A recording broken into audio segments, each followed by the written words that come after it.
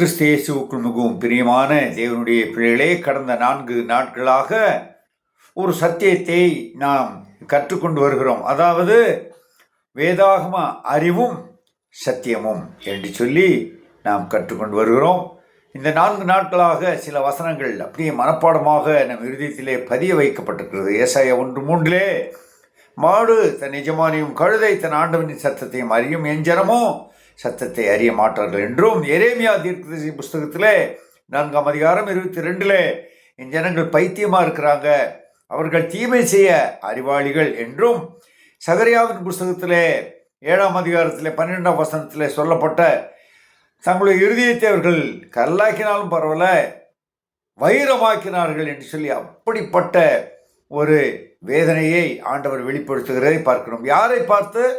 வேத பாறையரை பார்த்தும் பரிசேயரை பார்த்தும் வேத அறிவு பெற்றவர்கள் என்று பார்த்து பழைய ஏற்பாட்டிலே சொன்னாலும் புதிய ஏற்பாட்டிலே அது நம்மை குறிக்கிறது, கிறிஸ்தவர்களை குறிக்கிறது. கிறிஸ்துவை அறியாத மக்கள் தங்கள் அறியாமையிலே இதுவே செய்வார்கள், அதை பிதாவே தாங்கள் அறியாமல் செய்கிறார்கள், அவர்களுக்கு மன்னியும் என்று சொல்லி ஆண்டவர் புறஜாதி மக்களை மன்னித்து விடுவார். ஆனால் ஆண்டவருடைய பிள்ளைகளுக்குத்தான் வேத வசனம் உண்டு. படிக்கிறோம், கற்றுக்கொள்கிறோம், ஆண்டவர் யார் என்று நமக்கு தெரியும், ரட்சிப்பு என்னவென்று தெரியும், மன்னிப்பை பற்றி பேசுகிறோம், மறுப்பதை பற்றி பேசுகிறோம், அன்பை பற்றி பேசுகிறோம், பொறுமையை பற்றி, தாழ்மையை பற்றி, உண்மையை பற்றி, நீதியை பற்றி, எல்லாம் பரிசுத்தத்தை பற்றி பேசுகிறோம். ஆனால் அனைத்திலும் நாம் தவறி விடுகிறோம். அருமையான தேவ பிள்ளைகளே, இங்கே பாருங்க, அறிவும் மிஷினரி பணியும், அதாவது சத்தியத்தை அறிந்து உணராத பணிகள் என்று சொல்லி நாம் வாசிக்கலாம். அக்காலத்தில் தேவனுடைய பிள்ளைகள் தங்களுடைய சொத்தை விற்று ஆண்டவராக இயேசு கிறிஸ்து அன்பை ருசித்தவர்கள், ரட்சிப்பை ருசி பார்த்தவர்கள், பிறரும் ரட்சிக்கப்பட வேண்டும் என்ற எண்ணத்தோடு பல தேசங்களிலிருந்து நம்முடைய நாட்டிற்கு வந்து இங்கே தங்களுடைய பணிகளை செய்திருப்பதை நாம் பார்க்கலாம். பள்ளிக்கூடங்கள், இன்னும் மருத்துவமனைகள், சமுதாய கூடங்கள், கல்வியை கற்றுத்தந்து அநேகருக்கு ஒரு வெளிச்சத்தை உண்டாக்கின தேவ பிள்ளைகளுடைய மிஷினரிகளுடைய பணிகளை நீங்கள் பார்க்கும் பொழுது நமக்கு புல்லரிக்கிறது. அது உண்மைதான்.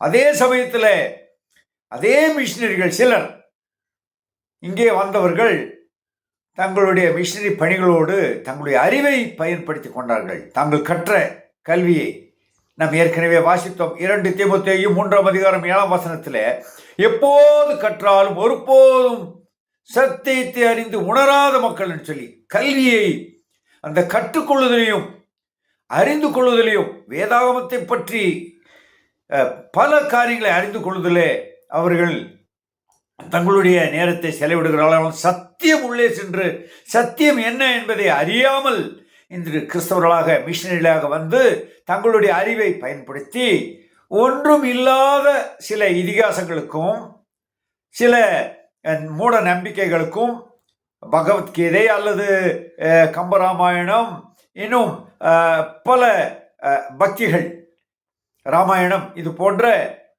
பக்திகளுக்கு உயிர் கொடுத்துருக்குறாங்க. அது ஒரு ரகசியம் பாருங்க. இதுதான் ரகசியம். மிஷினரிங்க வந்து அந்த புத்தகத்தை வாங்கி அதை மொழிபெயர்த்து ஒருவேளை அவர்கள் இப்படி செய்யவில்லை என்றால் இந்த அளவுக்கு இந்தியாவில் இப்படிப்பட்ட குழப்பங்கள் வளராது. அருமையான தேவ பிள்ளைகளே, இந்த அறிவு எவ்வளவு பெரிய ஆபத்து என்பதை பாருங்கள். தங்களுடைய அறிவை பயன்படுத்தி இந்த புத்தகங்களை மொழிபெயர்த்தும் வியாக்கியானம் செய்தும் அவர்களோடு பழகியும் இப்படி பெரிய ஒரு தப்பிதங்களை செய்துவிட்டார்கள் என்று ஒரு குற்றச்சாட்டு மிஷினரிகள் மேல் உண்டு. இதை ஒருவேளை சிலர் அறிய மாட்டார்கள். ஆனால் நல்ல தேவ பிள்ளைகள் இருந்தார்கள். அதனால் நாம் இன்று நித்திய நரகத்திலிருந்து காப்பாற்றப்பட இயேசு கிறிஸ்துவை ஏற்றுக்கொள்ளும் ஒரு வாய்ப்பை பெற்றிருக்கிறோம். அப்படிப்பட்ட தேவ பிள்ளைகளுக்காக நாம் நன்றி உள்ளவர்களாக இருக்கிறோம். அதே சமயத்தில் ஒரு சிலர் இப்படியும் செய்து குழப்பத்தை உண்டாக்கி இருக்கிறாங்க. காரணம் அறிவு. வேதாகமத்தில் ஒரு வசனம் உண்டு. 1 கொரிந்தியர் 2ஆம் அதிகாரத்தில் 26-27 எப்படி எனில் சகோதரரே, நீங்கள் அழைக்கப்பட்ட அழைப்பை பாருங்கள். மாம்சத்திற்படி ஞானிகள் அநேகர் இல்லை, வல்லவர்கள் அநேகர் இல்லை, பிரபுக்களும் இல்லை. ஞானிகளை வெட்கப்படுத்தும்படி தேவன் உலகத்திலே பைத்தியமானவர்களை தெரிந்து கொண்டார், பலமுள்ளவர்களை வெட்கப்படுத்தும்படி தேவன் உலகத்திலே பலவீனர்களை தெரிந்து கொண்டார்.